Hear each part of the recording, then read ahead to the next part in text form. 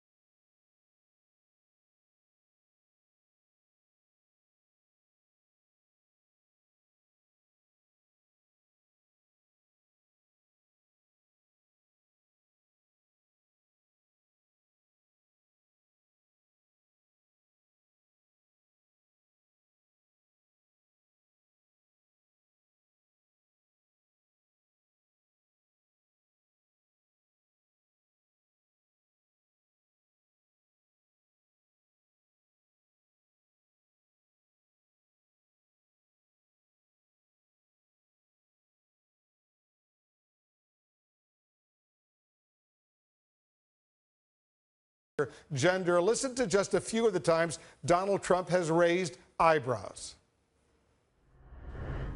They're bringing drugs, they're bringing crime, they're rapists, and some, I assume, are good people. Donald J. Trump is calling for a total and complete shutdown of Muslims entering the United States until our country's representatives can figure out what the hell is going on. I view a person who's flat-chested is very hard to be a 10, okay? Right. I mean, it has to be extraordinary. You have to have the face of Vivian Lee to be a 10. Exactly. If you're flat-chested. All right, let's bring in our CNN political commentators. Bill Press and Donna Brazil are with us. Also, Donald Trump supporter Scotty Nell Hughes and Hillary Clinton supporter Hillary Rosen. Bill, Donald Trump catching, as you know, lots of criticism right now for his comments about this federal judge's Hispanic Mexican heritage. Called him a Mexican, saying that he would not be fairly treated. Also, he suggested today by a Muslim judge here in the United States. Both the House Speaker, the Senate Majority Leader, they're all scolding Donald Trump for saying that. How much of a damage has Trump caused himself because of those comments? Well, I don't think you could start off a presidential campaign in a worse way or in worse shape than Donald Trump has since he secured or became the presumed nominee just about a week ago. And you know, on the judge, I think it's very important to remember that he's attacking this judge. And this is not the judge's political views, or this is not anything to do with presidential politics.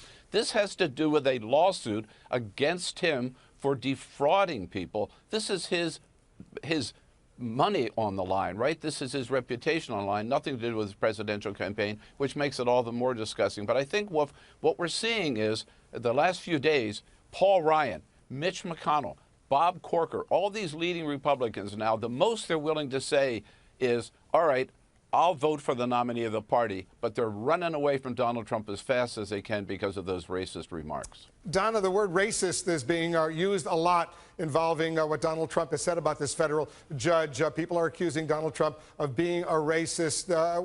What do you think he is trying to achieve here? You know, back in February when we had this conversation about Mr. Trump's statement about David Duke and the KKK, and I thought we, at the time, at least those of us in the media and those of us out there in the public, we were very clear that Donald Trump needed to stay away from the kind of dog whistle politics that often lead some to call you racist. And I know as a black person, whenever we use that word, people are saying, oh, you're just doing that because he's white. No. Donald Trump is now the leader of the Republican Party. He is the nominee. And I think it's very important that the words that come out of his mouth, the thoughts that he echoes, the tweets, whatever, he needs to be very clear that he has no intentions of bringing this country back and bringing many of us back to an era where we were simply judged by the color of our skin and not the content, as Dr. King said, of our character. So I do believe that he has to be very careful. And I heard early this morning from former Speaker Newt Gingrich, who also clearly denounced the words, the bigotry that's coming forth at this time, and we don't need it. It's just wrong, and it should be denounced. And I don't know this judge, but what I do know is that to become a federal judge, you have to meet some high standards, not just from the American Bar Association, but from those who nominate you and from the President of the United States who send your name forward to the United States Senate. There's nothing in this judge's background that would lend itself to anyone, including the Republican nominee, to criticize him in such harsh terms. Yeah. His ethnic background, his heritage, has nothing to do with what he's doing today and looking at these allegations against Trump University, and that should be denounced. And as Judge Curiel was nominated for the federal judge position by President Obama, but he was confirmed by the U.S. Senate without any opposition. Scotty, as you just heard, the top Republicans, whether Mitch McConnell, Paul Ryan, the Speaker of the House, Senator Corker, Newt Gingrich, they're all distancing themselves from Donald Trump's remarks on Judge Curiel. What possible good could it be for Donald Trump doubling down, even tripling down on these remarks? Well, and they can do that. That's the great thing about the Republican Party. We can have the diversity where we don't have to 100% agree with each other. But at the same time as they're doing that, they're also going on in line with Mr. Trump on other issues, whether it's foreign policy, economics, those sorts of things. I find it funny. Yesterday, you had a former Attorney General, Alberto Gonzales, actually wrote a great article in the Washington Post defending Mr. Trump, saying, you know what, you're right. Ethnicity alone cannot pose a conflict of interest and get the case dismissed. However, activism does. And right now, this judge does have an ethical standard that he has to uphold, that he is going to sit there and after all the attention that's been given to this case at this point, I think it's up to this judge right now to recuse himself, because it's going to look like there's no way he's going to be able to get a fair trial at this point, especially when you look at there are so many different things. And yes, he does have a history of activism, of sitting there and campaigning for Hispanics, for illegals coming across, giving them scholarships, teaching other attorneys how to be able to keep them above the law. And I think that right there does show that he is not an impartial case, and I think that's why Mr. Trump has this feeling. Everyone stand by, because clearly there's a lot more to assess. We got to take a quick break. Upcoming flaring tempers becoming a common sight at Donald Trump rallies. We're going to talk about the impact that's having on this presidential race. Also, we'll bring you the results from Puerto Rico. We're about to get some numbers. We'll be right back.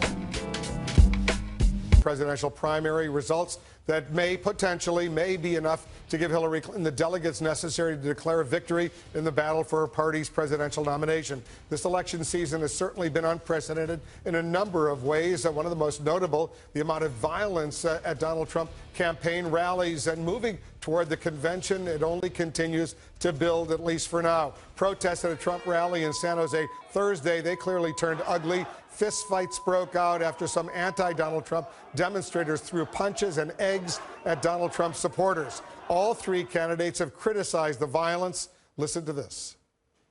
The people that are causing that problem, they're not my people. They're people that are outside. They're thugs and they're agitators. They're bad people.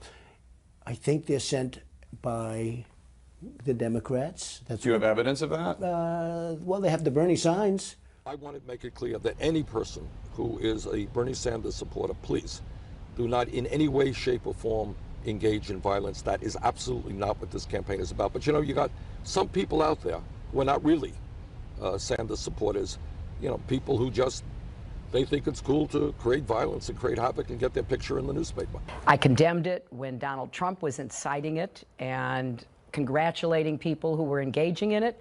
I condemn it by those who are taking violent protests to physical assault against Donald Trump. This has to end. He set a very bad example. He created an environment in which it seemed to be acceptable for someone running for president to be inciting violence, to be encouraging his supporters. Now we're seeing people who are against him responding in kind. It should all stop. It is not acceptable. Get back to the political panel. We'll discuss this in a moment, but we have our first key race alert of the night so far. The first numbers very, very early coming in right now. Clearly no projection in Puerto Rico, but take a look at Hillary Clinton. She has 473 votes so far. Bernie Sanders 201. Very early, she has 70.2% to his 29.8%. She's up by 272 votes. You can see right there, still very, very early. We're about to get a whole lot more numbers. We'll update you on that. But I want to bring back Bill Press and Donna Brazil. Scotty Nell Hughes. Hillary Rosen is joining us as well, one of our contributors. Scotty, let me start with you because, as you know, Donald Trump criticized these protesters. You just heard him saying they were thugs planted by Democrats. He blames Bernie Sanders. He offered no evidence. What's your response to that?